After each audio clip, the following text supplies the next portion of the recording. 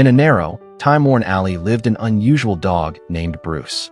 For 3 years, he stood faithfully at the entrance of the lane every single day, as if waiting for someone who would never return.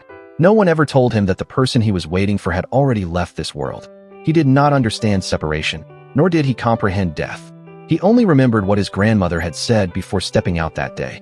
"Bruce, be good and wait for me at home. I'll be back soon." And so he waited. As seasons passed and years slipped by, moss crept up the damp walls of the alley, layer upon layer. Bruce's once glossy black fur gradually faded into gray. During the day, he lay motionless at the corner of the lane.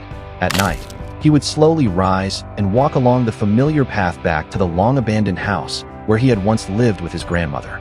Inside, the house was filled with old belongings. Dust lay thick enough to conceal footprints. On a cabinet rested a small, worn garment his grandmother had sewn for him.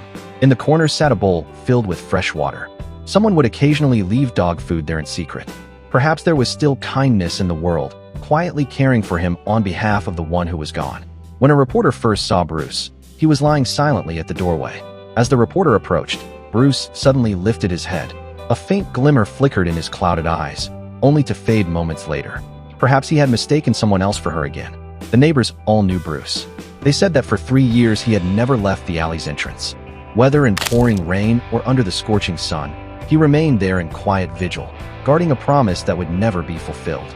Kind-hearted people had tried to take him away, but he struggled desperately, dragging his frail, aging body back to the old house.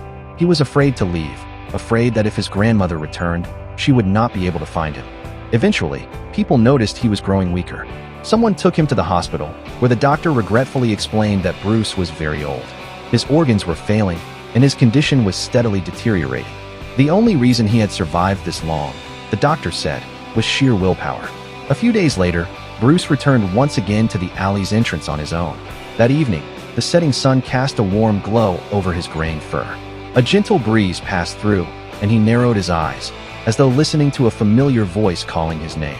From that day forward, no one ever saw him again. Some say that on that final night, he finally dreamed of his grandmother. She smiled and reached out her hand to him.